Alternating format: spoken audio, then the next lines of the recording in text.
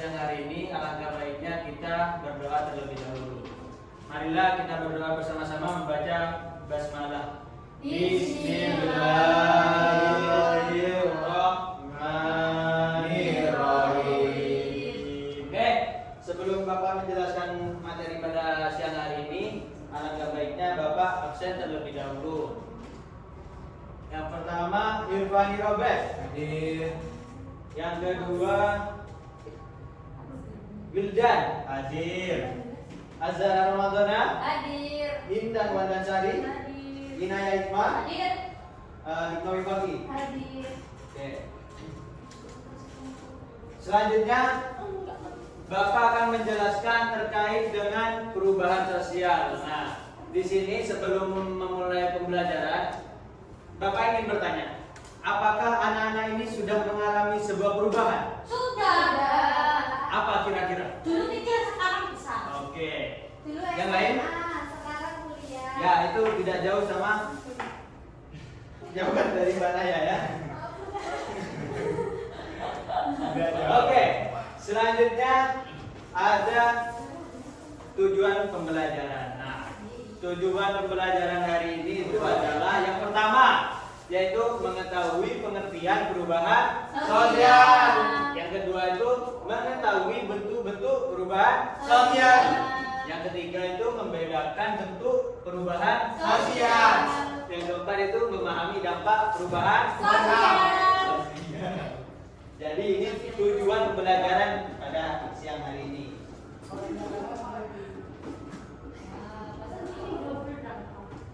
Nah, di sini yang pertama itu apa itu perubahan sosial? Nah, apa kalian ingin membacakan? Kak, ya. Monggo, Nazara. Apa itu perubahan sosial? Perubahan sosial adalah bentuk peralihan yang merubah tata kehidupan masyarakat yang berlangsung terus-menerus karena sifat sosial yang dinamis dan bisa terus berubah. Nah, jadi perubahan sosial itu adalah sebuah peralihan yang bersifat sosial yang mana dinamis dan bisa terus berubah. Bisa itu, ya. Selanjutnya bentuk dan contoh perubahan sosial. Nah, yang pertama itu ada bentuk evolusi dan revolusi. Ya, apa itu bentuk perubahan sosial dan evolusi? Nah, evolusi ini adalah perubahan yang terjadi secara perlahan dan dalam jangka waktu yang cukup lama atau rentang waktu antara ratusan hingga ribuan tahun. Ada yang tahu apa itu? Contohnya seperti apa? Dinosaurus Bapak. Perubahan sosial. Orang salah. Apa? Evolusi. Ya, perubahan yang terjadi secara perlahan. Dari zaman prasejarah Teknologi. teknologi. Sekarang ada handphone. Ah, Ya. Dulu nggak ada internet, sekarang ada internet. Sekarang bisa online. Sekarang evolusi. Yang kedua itu perubahan secara revolusi, yaitu perubahan secara mendadak atau dalam jangka waktu yang relatif cepat. Ada yang tahu seperti apa? Perubahannya sangat cepat. Revolusi Prancis. Tidak.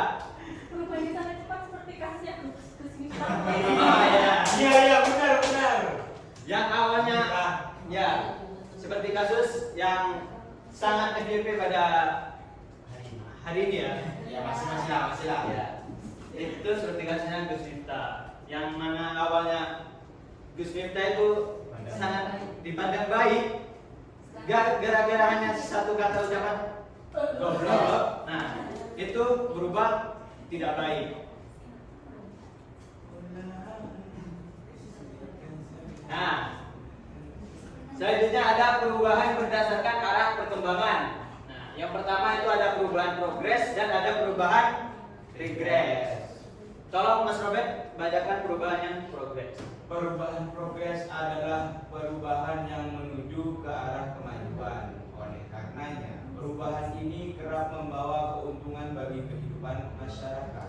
Nah, perubahan progres ini adalah perubahan yang menuju kemajuan, yang mana itu dapat menguntungkan bagi kehidupan masyarakat. Nah, perubahan regres, tolong Mas Firdan bacakan. Perubahan regres adalah perubahan yang menuju ke arah kemunduran. Oleh karenanya perubahan ini kerap membawa kerugian bagi kehidupan masyarakat. Nah, perubahan regres, anak-anak ada yang tahu nggak contohnya seperti apa? Kemunduran. Tidak tahu. Ano, Tidak tahu. IPK turun. Ya, Ya itu kan. ya itu kemunduran. Yang awalnya baik, jadi tidak baik. Sama kan? Ya, jadi termasuk salah satu contoh perubahan regres ini yang mana manusia sekarang itu ya lebih kurang peduli terhadap lingkungan seperti itu. Yang mana awalnya manusia itu sangat menyatu sangat sama lingkungan yang menjaga tumbuhan, entah itu ya seperti itu ya.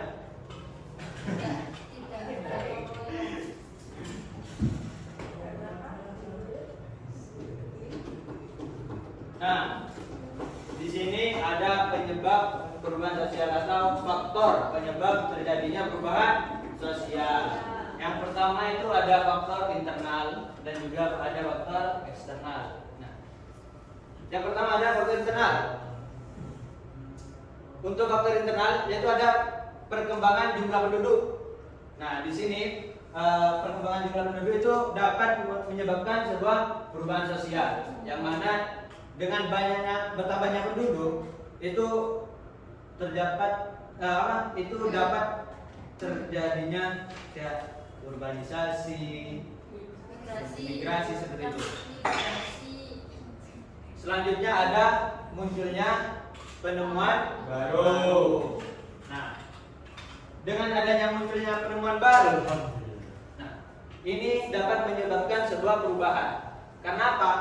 Ya sama kayak tadi, yang perubahan apa ya tadi? Regres ya? Progres ya. Yang mana awalnya pembelajaran hanya seperti ini metodenya, dengan berkembangnya zaman jadi bisa online seperti itu. Yang ketiga ada terjadinya konflik dalam masyarakat. Nah, di sini terjadinya konflik sangat kelihatan bahwasanya dengan konflik itu dapat menyebabkan perubahan sosial. Karena apa? Karena adanya perubahan perbedaan pendapat seperti itu ya.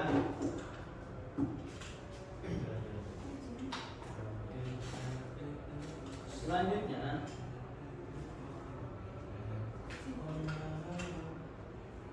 nah, di sini ada penyebab perubahan sosial dan faktor eksternal. Yang pertama itu interaksi dengan lingkungan alam, yang kedua interaksi dengan kebudayaan masyarakat lain. Ada yang tahu seperti apa contohnya interaksi dengan lingkungan alam? Seperti apa? Reboisasi. Bukan ngomong soal tumbuhan kan? Reboisasi, Bapak. Nah, seperti apa? Reboisasi, penghijauan ya, penghijauan kembali. Betul. Tepuk tangan untuk Mbak Agna. Yang kedua ada interaksi dengan kebudayaan masyarakat lain. Ada yang tahu seperti apa contohnya? Apa? Berinteraksi atau berteman. Tanpa memandang etnis. Ya, bisa. Iya benar. Contoh yang konkret seperti apa? Berteman dengan orang NTT. Nah, Orang timur-timur. ya seperti itu. Tepuk tangan buat Mbak Wanda. Belajar mana? Belajar mana, Pak? Sama kan?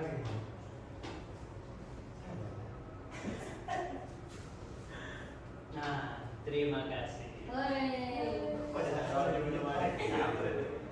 Nah, di sini karena Bapak tidak ada game dan cuma mempunyai waktu sedikit, anggapnya Bapak bertanya saja ya. Atau Oke, mungkin Pak. dari anak-anak ada yang ingin dipertanyakan. Saya Pak, Apa? Monggo Mbak Naya. kan ini perubahan juga berefek dari ini ya Pak, globalisasi kayak gitu-gitu toh Pak. Iya nggak Pak? Betul nggak? Iya, ya. Nah, itu misal kalau globalisasi, maka kebudayaan-kebudayaan yang ada di Indonesia ini terkikis gitu Pak. Benar nggak Pak? Ya. Nah itu gimana caranya itu Pak biar tetap api budayanya? Ya. Bagaimana cara menjaga kebudayaan kita sendiri dengan apa? Maksudnya perubahan-perubahan dari Budaya lain. Ya. budaya lain. Ya.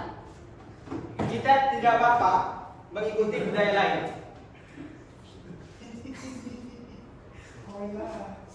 Sekarang saja banyak contohnya ya, seperti penggemarnya K-pop. Nah, di situ kan banyak orang-orang tuh atau masyarakat yang memiripkan kayak pakaiannya, entah itu bahasanya, seperti itu. Akan tetapi masyarakat tersebut tidak harus meninggalkan budaya yang Ya yang ada di Yang asli. Indonesia. ya budaya asli seperti itu. Tambahan Pak, menurut Bapak itu gimana? Kalau kan sekarang itu kayak itu kebaya-kebaya itu toh Pak, kebaya khas Jawa, Indonesia. Nah sekarang itu ada malah kayak kebaya pocket, kebaya pocket, crop top gitu. Ya. Itu kan bukan khas dari budaya Indonesia sendiri Ya. gitu. Itu sudah tercampur. Bagaimana?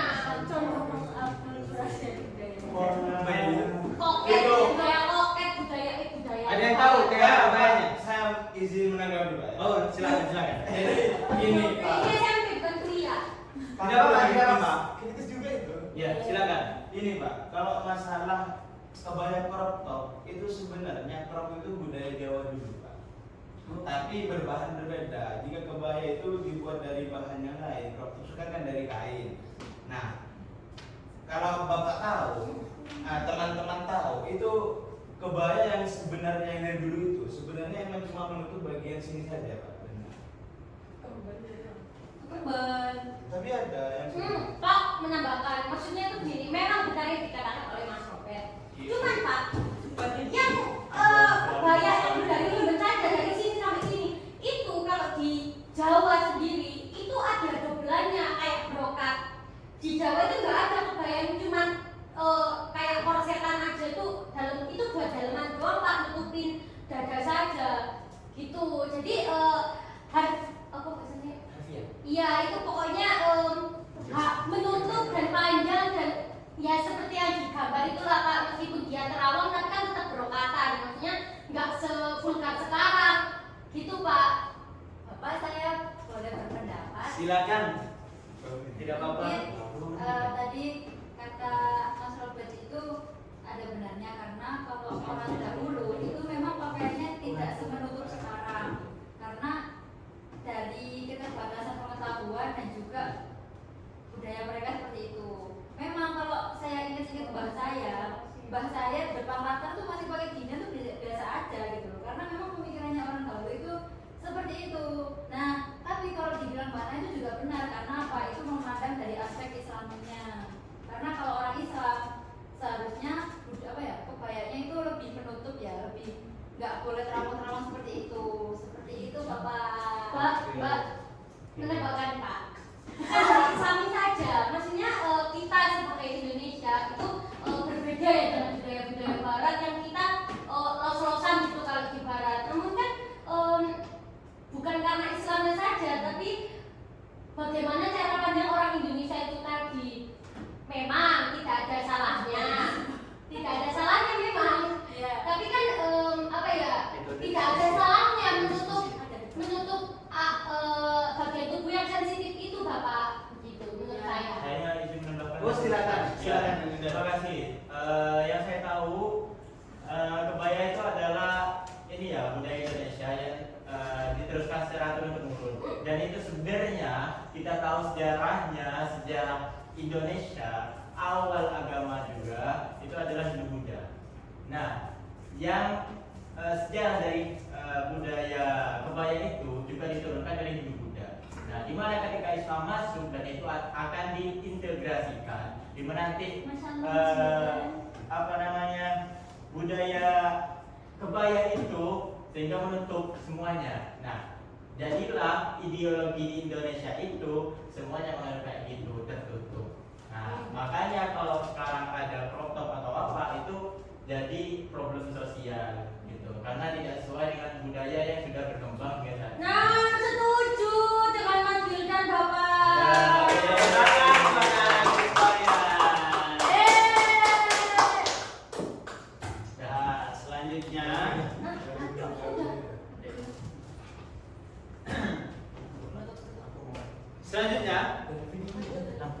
Untuk materi selanjutnya dilanjutkan pada minggu yang akan datang, yaitu interaksi sosial. Oke, sebelum menutup pembelajaran hari ini, alangkah baiknya kita bersama-sama membaca Alhamdulillah.